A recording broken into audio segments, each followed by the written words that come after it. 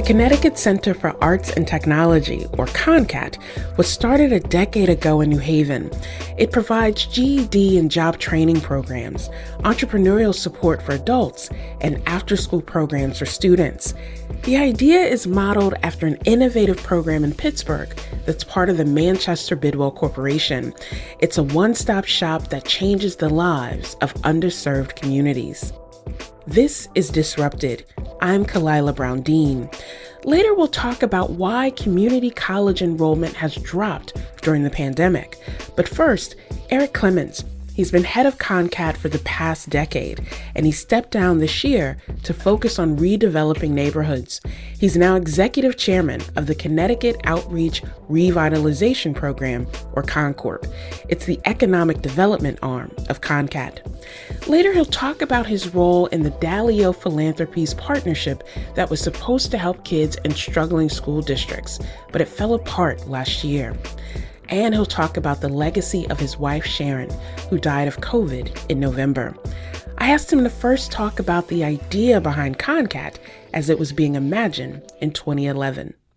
The idea was to bring market-relevant job training to folks in Newhallville and Dixwell especially, but also surrounding New Haven.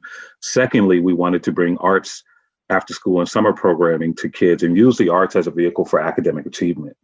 And then thirdly, we added a third leg of the stool, which was entrepreneurship. Young people who may not have the wherewithal or the wish to go to college, but have an entrepreneurial spirit. We wanted to identify that entrepreneurial spirit and create a way for those kids to live a life of potential.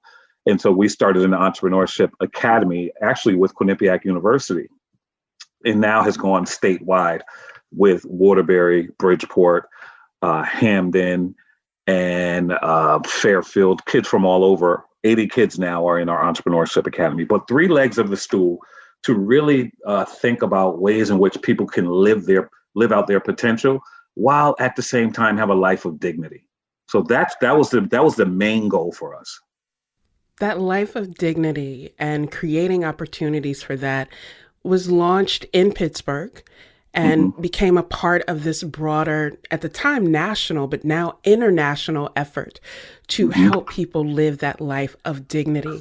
Even though there was a framework in Pittsburgh through the Manchester Bidwell Corporation, what was the challenge of creating that sort of center in New Haven and creating opportunities for people living in those neighborhoods you mentioned? Oh man, there were many challenges, Dot. One was we had chose to build our site in Science Park, which is a Yale branded property, as you know, and not knowing the history of Science Park, where the park intentionally or originally was supposed to be created as a response to Winchester Repeating Arms closing down. And so that space, those acres would be for more kind of industry and factory work for folks who lived in the community who lost their job because Winchester shut down. And they reversed the idea of doing that and created biotech, bioscience hubs, thus being named Science Park. And so we came into that space not knowing that story. And quite frankly, they had built gates and walls around that space. And you had to kind of stop to come through Science Park. Folks who are indigenous to the community. We didn't know that.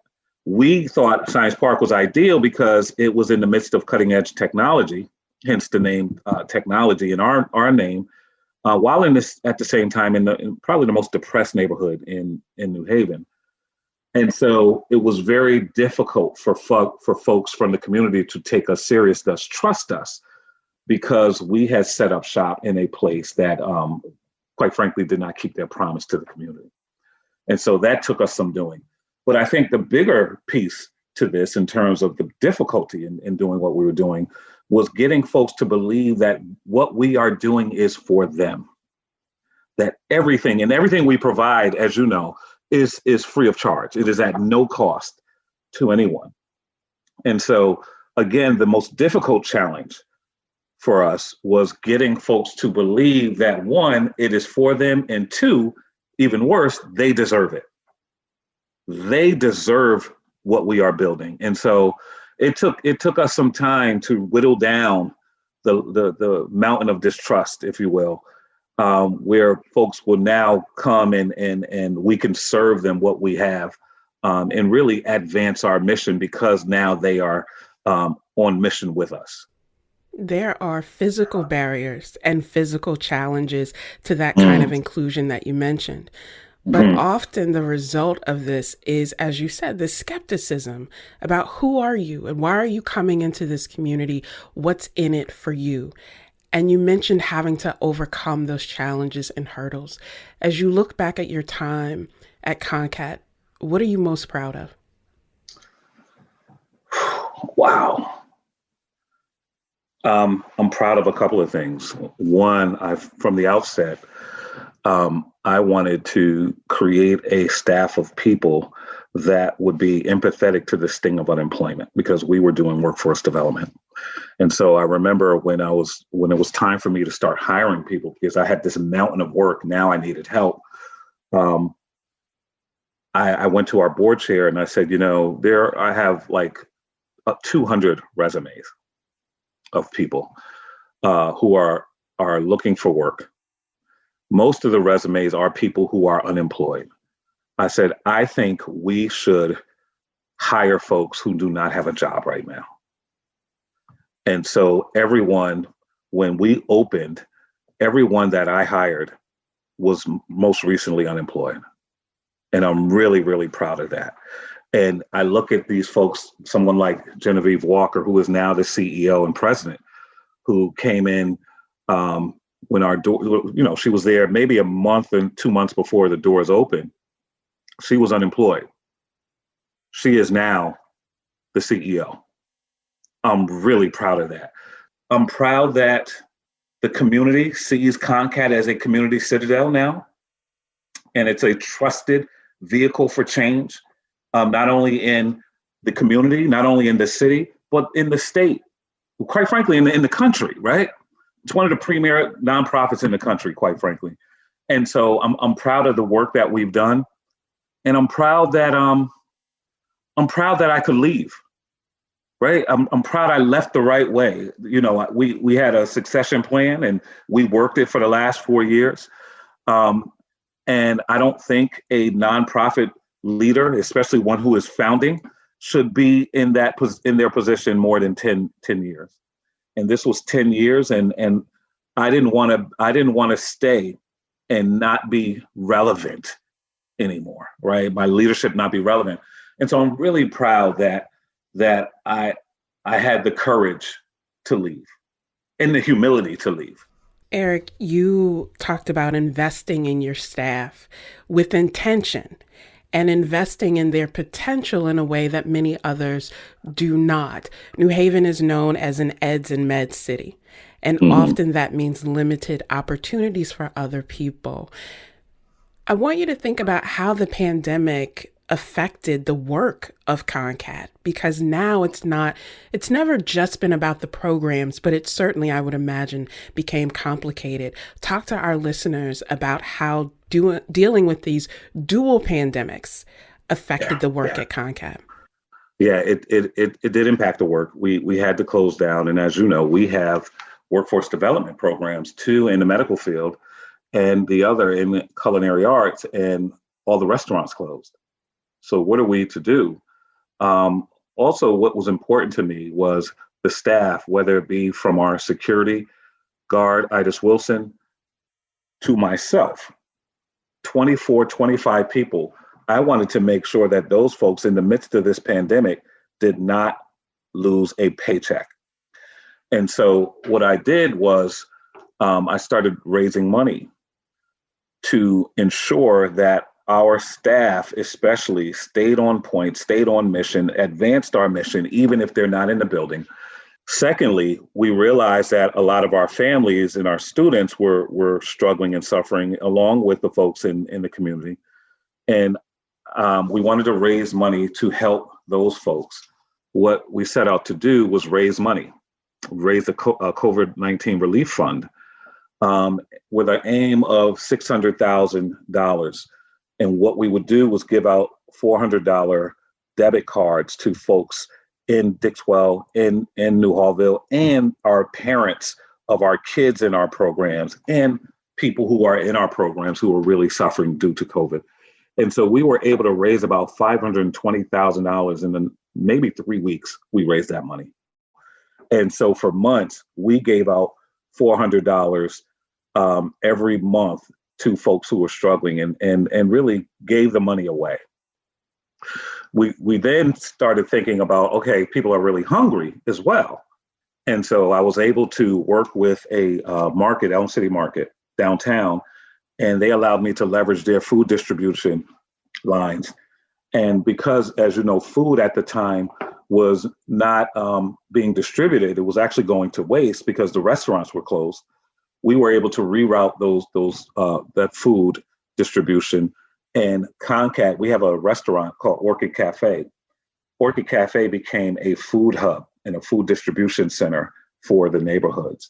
So those are some of the things that we had to do in terms of pivoting to help people while at the same time try and get our programming back on track, because we still had students who were looking for things to do and wanted to continue their education.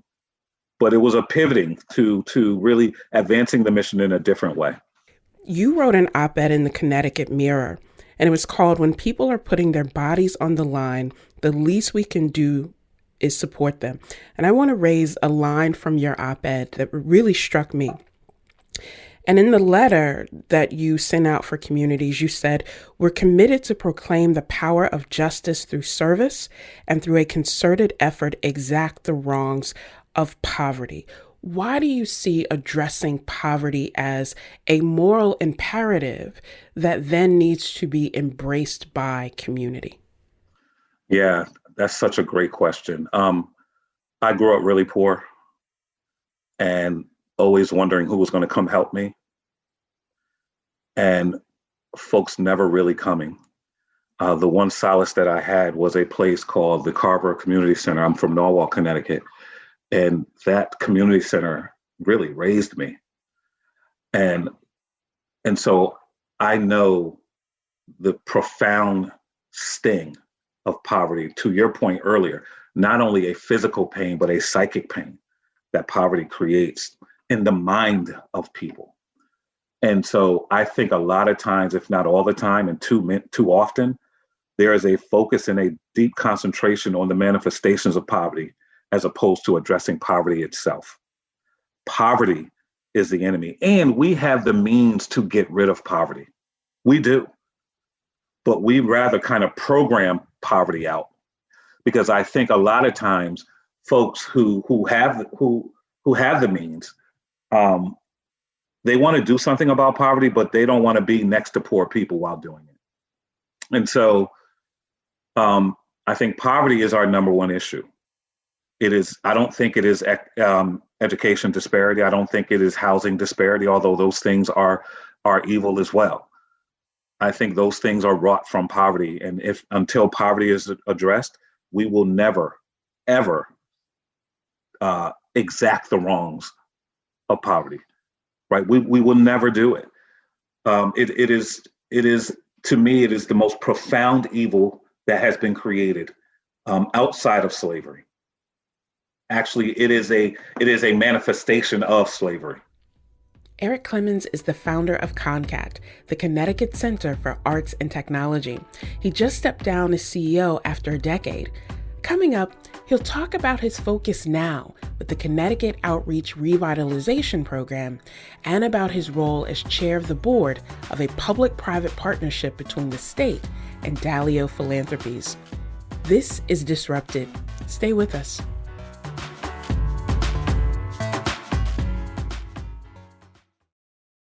Welcome back to Disrupted. I'm Kalila Brown-Dean.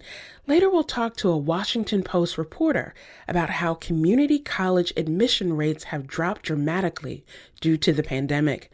But now, let's continue our conversation with Erik Clemons. He's the founder of ConnCAT, the Connecticut Center for Arts and Technology in New Haven, and he's stepping down as CEO after a decade. He's now the executive chairman of the Connecticut Outreach Revitalization Program, or ConnCorp. It's the economic development arm of ConnCAT. I asked him to talk about his role at ConnCorp and the new $200 million project that they are taking on to transform Dixwell Plaza. The goal is to create a mixed-use housing, commercial, and cultural hub that he's working on in partnership with businessman Carlton Highsmith. Mr. Highsmith and I thought about maybe 3 years ago.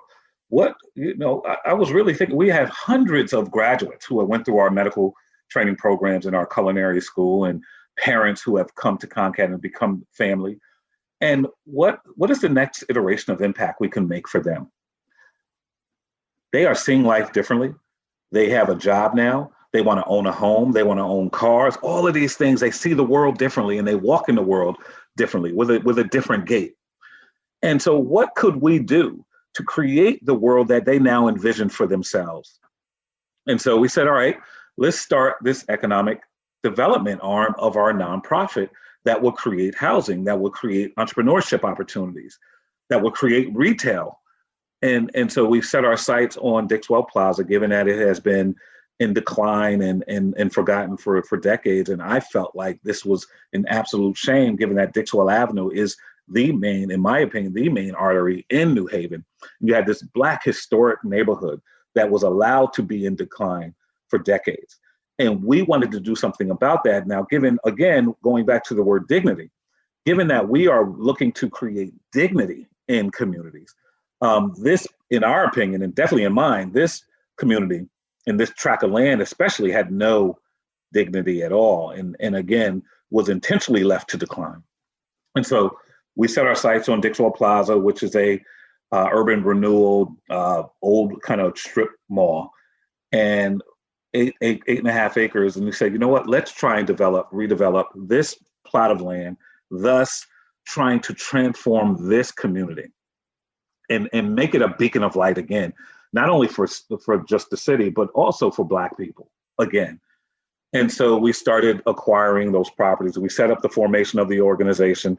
I sat with the community for a year and a half, listening to what they want and need. And based on what I heard, we then master planned that site and programmed it based on community information. One of the things that we heard last year was that, there's a report in Forbes that said nearly half of Black-owned businesses were wiped out because of COVID. On every measure, that disparity has been concentrated within communities of color broadly, but in particular Black communities. And now we're hearing that the Treasury Department has made this $9 billion commitment to minority-owned businesses. But we also know that even with the PPP program, the people who needed access to those funds couldn't get it because they didn't have the infrastructure that other companies had to do that. How will ConnCorp address that disparity to support Black-owned businesses who are local to the community and committed to the community and not just to their profit margin? Great penetrating question. One, I launched an economic justice fund for that very reason, right? That 45% of the Black businesses in the country were shuttering. They were falling apart and closing.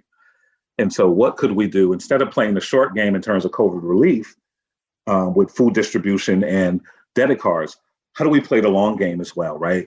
To ensure that if in fact there is economic infrastructure in these Black communities through Black entrepreneurship, how do we continue that economic infrastructure and continue this capital formation in these communities? And so we launched the Economic Justice Fund.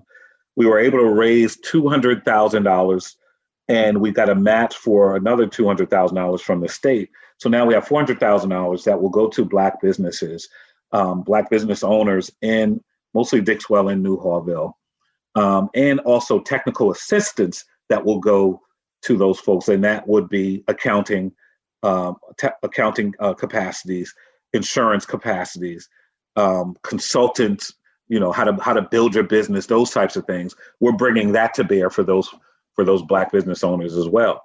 Secondly, we are poised to take hold of a 40,000 square foot building, and we'll probably close on it very soon. And we are going to start the ConnCorp Community Economic Impact Lab. And it will be a building dedicated to minority-owned businesses, incubating those businesses, mostly from the community, and launching those businesses as well. So I'm very, very, very excited about that. Myself, Mr. Highsmith, Paul McCraven, Anna Blanding, who you know all these folks. We're putting that together now. We have a business plan. We're actually looking for an executive director to run this because I don't want to run it. I will until we find somebody to do it. But it's a 40,000 square foot building that is poised to incubate minority-owned businesses, mostly in the community. So we're addressing that issue head on, which is, again, part of me kind of building a bigger boat is to launch this economic impact lab. Part of what you've done in your career is to think beyond the problems that are before us and to think in innovative ways how we reach solutions.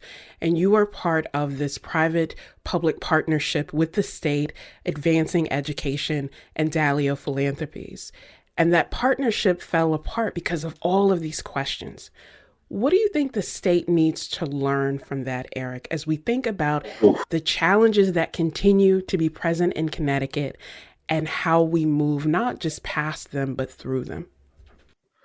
Yeah, that the Partnership for Connecticut, it was born out of a couple of ideas, and not a lot of people know this. Myself and a young man who works at Dalio Philanthropies, who a dear friend of mine, Andrew Ferguson, and I would have dinner monthly for years and talk about ways in which we can help youth, because youth, very much like middle class, are the forgotten people, right? And so for years we did this, and with Barbara and Ray Dalio, thinking about ways to do this, and kind of the Partnership for Connecticut was born as as you mentioned, a public-private partnership that potentially $300 million were dedicated to disengaged, disconnected youth in the state of Connecticut, where there are over 45,000 of these young people who are disengaged, disconnected from school, from a whole bunch of things in life. And we were bringing to bear potentially 300 million, definitely 200 million, 100 million from private, 100 million from public. And we would raise another 100 million. 80%, 85% of these young people are Black kids. And so I was one of those kids. And so, of course, I was all in and actually chaired the board of this endeavor. And it was so fraught with politics in a deep way. And not just politics, but adversarial politics. Because the statute called for politicians to be on the board of this endeavor. And I would go as far as saying also, if the 85% of those kids who needed the help didn't look like me, I think things would have went differently. And I say this now because I said that to the people who were involved. And not all folks behave badly. Not all, actually not many. And so what I would say is to the state that if in fact you are serious about helping those kids who need the most help, and if we are serious about creating a wider and deeper tax base in a way where these kids can now become employees somewhere or entrepreneurs somewhere that will take a burden off the wealthy, then leave politics at home. We can help people. Like the things you see that are happening in the state is because people care about them. Things that you don't see happening is because people don't care about them. And so this brilliant idea, in my opinion, that could have been a national model in helping kids who everyone look away from, right? That's why I love Barbara and Ray, especially, because they run to the trouble, right? They'll sit with you and say, Erik, what do you think? Because we don't know, but they'll run to where the help is needed. And so I would urge the state that to have some real moral courage in helping those who need the most help, right? The poverty conversation now is underway, whereas I've been preaching this, and I'm not taking credit. I've been preaching this for a decade now, but it was always about biotech, bioscience, but all these things that are not part of the value set of folks who need the most help. But now there is a huge turnaround where folks now, the whole entire country, not just the state, want to address poverty. When in fact, myself and you as well, and other folks have been preaching the issue of poverty for a decade now.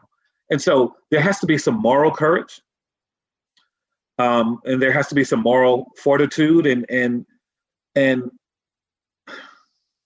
just some heart as it relates to especially our young people that the partnership was trying to reach. Now, there were other issues that came about as other issues do, right? Especially with a startup organization.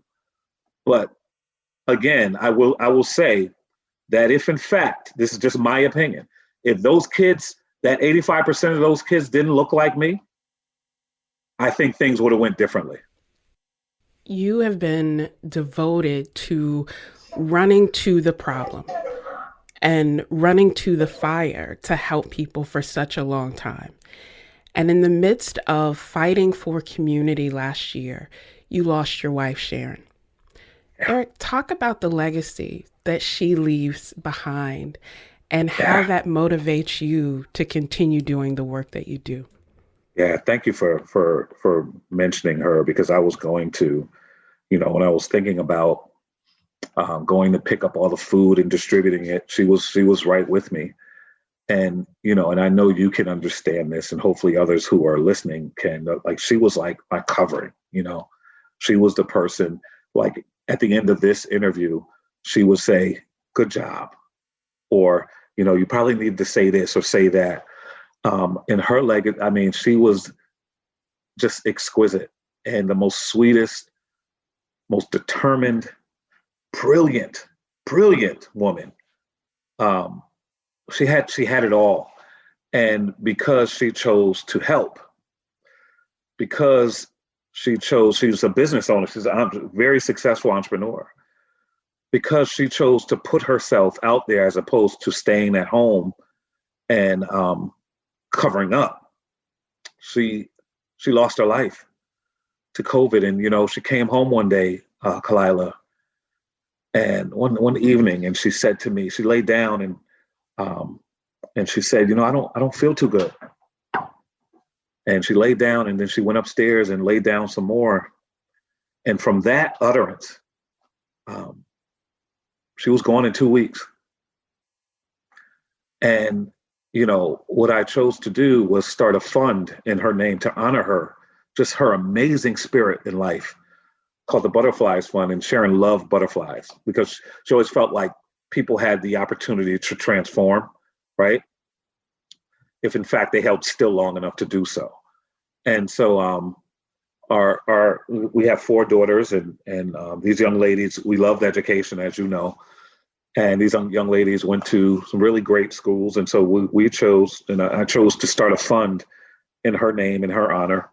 And the money in that fund will go to scholarships for Black women who attend the colleges. Smith College, our oldest daughter, went to Tuskegee University. Our second daughter, Hampton University, our third daughter, and Spelman College, our fourth daughter, who's a junior at Spelman now. Scholarships will go to those Black women who attend those schools. And to this point, it's been four months since her passing. March 3rd, last week, 4 months, we've raised $1.6 million in 4 months. And that money will go to young Black women who are attending those 4 colleges that our daughters attend. But it just, and you know this because you know me personally, it just rocked me. I mean, absolutely rocked me, because this was not the plan. Our plan was that we would do this, and then we would kind of build our ministry of helping people as we retired, and just go and just give things to people. That was our plan. Whatever it is that we had to give, we give. We pay our tithe tithing to people, not to a church. And Sharon was very adamant about that, and I followed suit because she understood the power of giving. And really, my healing has been just helping other people.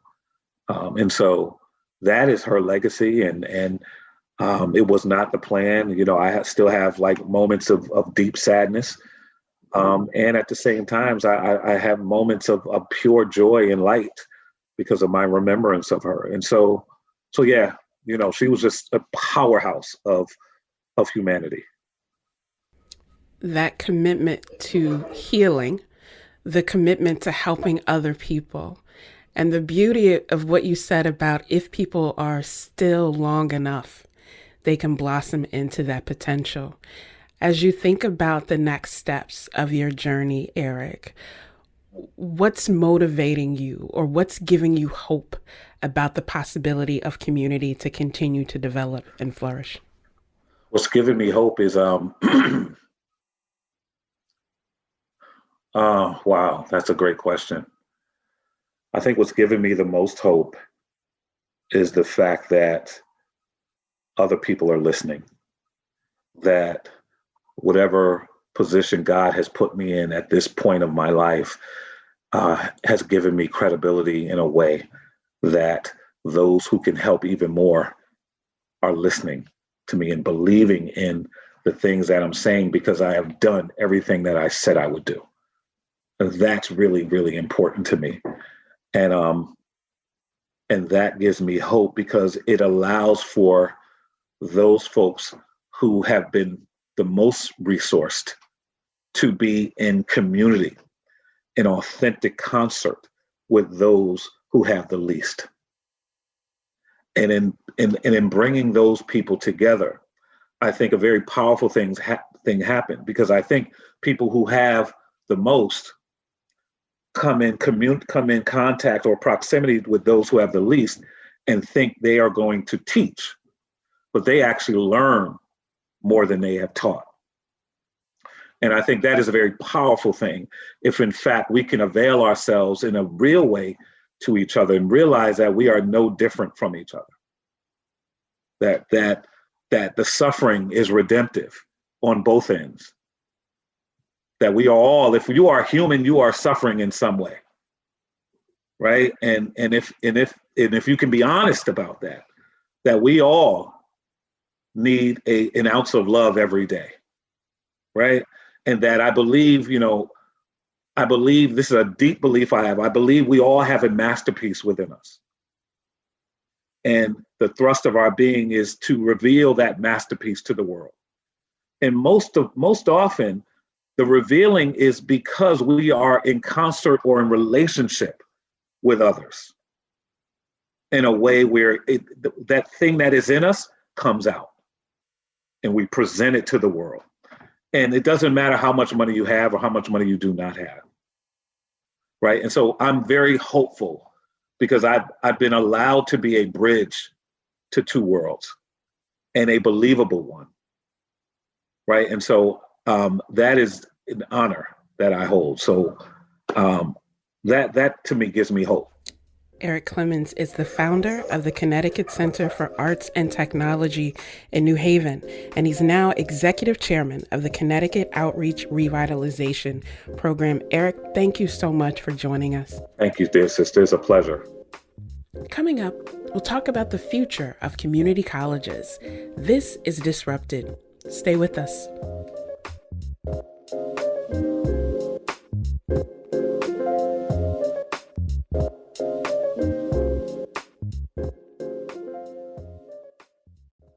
Welcome back to Disrupted. I'm Kalila Brown-Dean. It's not unusual for community colleges to see a surge in enrollment during a bad economic year, but that's not what happened during the coronavirus pandemic. Community college enrollment plummeted, with 10% fewer students at the beginning of the year compared with 2019. That's more students lost than any other sector in higher education. Our next guest has been writing about this issue. Danielle Douglas Gabriel is a reporter covering the economics of higher education for the Washington Post.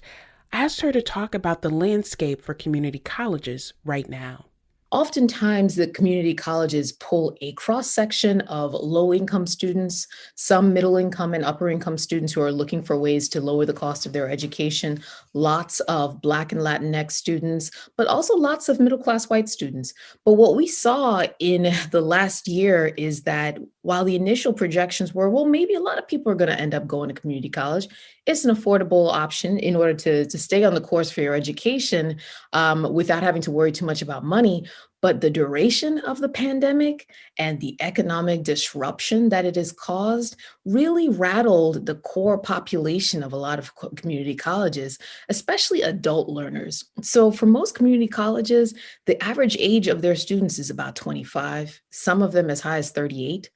And these are people who are going to school part-time, working full-time, taking care of families, raising children. And when they had to make the decisions of whether to stay home with their kids in order to help them with their education, they put their own education on a back burner. Or when finances did not materialize the way they thought it would, that also became a problem. And for students who are coming out of high school, going into college, some of them decided that the finances just wouldn't work. Others realized that a lot of the four-year institutions were a lot more open and more welcoming of them. And they figured, well, if I'm going to do this, I might as well go straight into the four-year schools, some of which were offering tuition discounts in order to draw more folks. So they were kind of grappling with all of those factors playing out at the same time. There seems to be so much diversity baked into the population that attends community colleges, but also the approach to serving those populations, whether you have older people who are looking for a career change or younger students who need that sort of extra push to figure out what they want to do in life, or those who say, I need the skills development and the training to have it. But why then in the United States do we even see community colleges burgeoning? We know that this emphasis on education in many ways is uniquely American, but then the community college system seems to be even more unique for the US. It's a practical and efficient pathway towards post-secondary education. And I use post-secondary education as a broad term that is inclusive of career training, that is also inclusive of short-term skills training, right? So you can learn to be a plumber at a community college. This isn't something that traditional four-year colleges really are very bothered with these days, but community college really takes on that role of the everything for everybody. And before the pandemic, about 40% of undergrads attended community colleges. And certainly the enrollment has fallen off, but I think there's a reason why the Biden administration, particularly Joe Biden, who, by the way, is a community college professor at Northern Virginia Community College. She's still teaching, which is wild to me. But there's a reason why they have really honed in on the idea of community colleges as the economic engines, because they can do so much for so many people at a much lower cost than other segments of higher education. I think even the very name community college implies that we see this access to education, this access to career development and training as being central to economic development, but also fostering those ties. What are you seeing within the Biden administration to address this, address the reality of not just declining enrollments, but the importance and the need to have job training and future opportunities for people who would usually go to community college?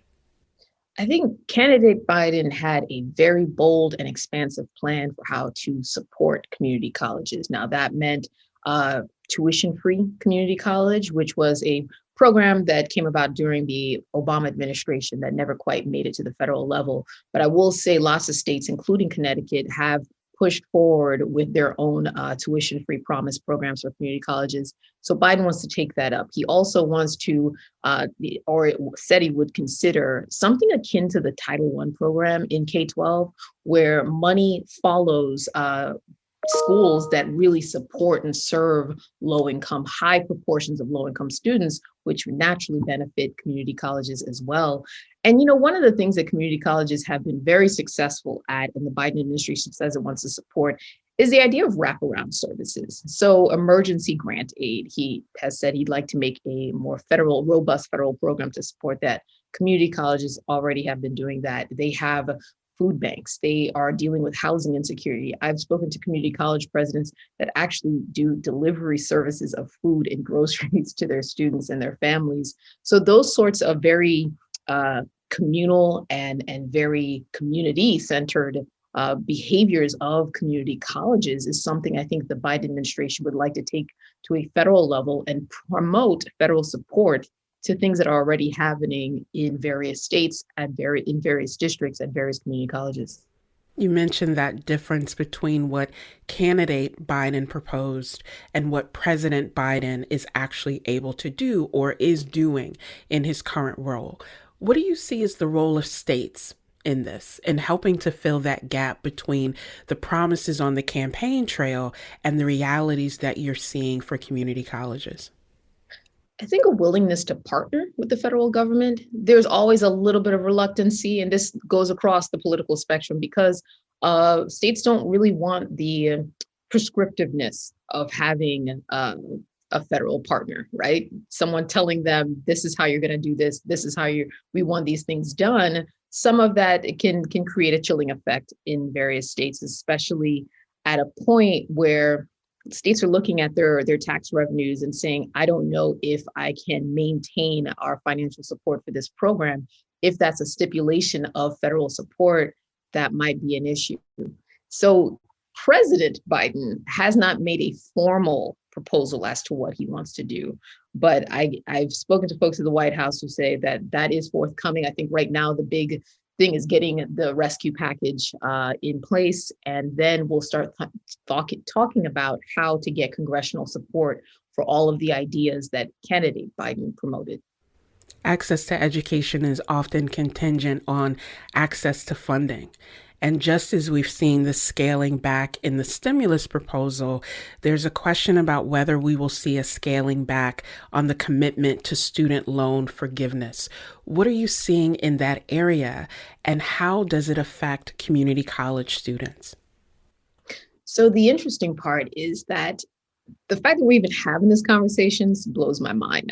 I've been covering higher education for several years, and this was kind of a wishful thinking idea of the very kind of far left activists. And the fact that this is a part of potential policy right now is amazing. So as you're probably well aware, you have Senator Warren, most of the progressive caucus, as well as Majority Leader Chuck Schumer saying we want $50,000. No questions, no means testing, no caps on how much you make and such. Because that would do a couple of things. It would knock out the debt for about 75% of the population that owes money. It would potentially start to narrow some of the racial wealth gap because Black students owe more, they borrow more because of the legacy of racial discrimination. They just don't have the resources in order to afford college. Biden has always said 10,000 is his number. The reason being is that before the pandemic hit, it was pretty much understood that the people who were defaulting on their loans, who are really, really having a hard time, often owed less than $10,000 in debt. Reason being is they likely dropped out of college before being able to complete and before amassing more debt. So those are the folks that would benefit the most in his perspective from that 10,000. As I'm sure your listeners would know, there are a lot of people who are against any kind of debt forgiveness at this point. Questions about fairness for people who did not go to college. Why should they have to support this? Questions about what about people who already paid back their loans? And then a big argument about this is a regressive policy that would primarily benefit wealthier, higher income folks. The issue there is that it doesn't take into account the racial implications, right? There are higher income Black borrowers who still have a potential of struggling to pay back their loans because they don't have the wealth and resources if they were to lose their job, or if a family member, which is very common, were to need help. So having to think about the nuances of this issue is something that Biden has to consider, and to my knowledge is considering at this point. That level of vulnerability that people face. So even people who have obtained a degree and been able to get into a job or profession that allows them to pursue their interest, as you mentioned, there's still that difference between income and wealth. And the people who are often most affected by that gap are the people that we keep saying education can be the pathway to the future and how you are able to pursue the American dream, however people envision that. What do you think needs to happen in order to bring people together? I know there was a discussion at one point about a summit on higher education emphasizing community colleges. What would you like to see happen to really raise these issues in a full way and to be able to stimulate some of the policy changes that need to happen? It would be useful to have the Biden administration host some sort of summit and really talk to borrowers and talk to current students and talk to prospective students and talk to their parents. I mean, we have to, when we're having this conversation about debt forgiveness and who's holding all these loans, parents. There are a lot of parents right now that are staring down retirement and have tens of thousands of dollars in debt that they took on for their children's education because they want to be supportive. They were told that these are the things that you have to do for your child to be successful. There needs to be a really honest conversation and deep look at who is borrowing, why they're borrowing, what does this say about our values. What does it say about the shift away from looking at education as a societal good and towards an individual good? It's been decades of certain forces kind of hammering home that belief that this is an individual benefit, when we used to, as a society, think of education as a societal benefit, and an educated population makes for better voters, makes for more educated and informed citizens. But that moved away. And there are a lot of people who will say it moved away as the people who were going to college became Blacker and browner. And there was less of a kind of having state legislatures who are funding state colleges, seeing their children in that population. And there's something to be said about being able to distance yourself and cut money when you don't feel like people like you will benefit. So it takes a lot of coming together and talking about what's really happening, and not just having conversations about debt cancellation, but also having conversations about college affordability, the cost of delivering education, and then also the diversity of education. One of the things that makes the US so remarkable and why so many people come here is just the wealth of options that are available. You can be a plumber, you can be a welder, you can get a graduate degree, you can do all those things here.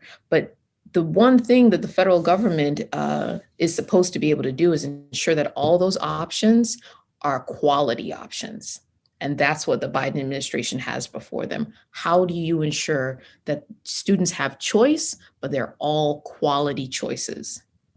Danielle Douglas Gabriel covers the economics of higher education at the Washington Post. Danielle, thank you for joining us. Thanks for having me. Disrupted is produced by Katie Tolarski and Anna Elizabeth. Our intern is Shekinah Collier. We'll be back next week. Thanks for listening.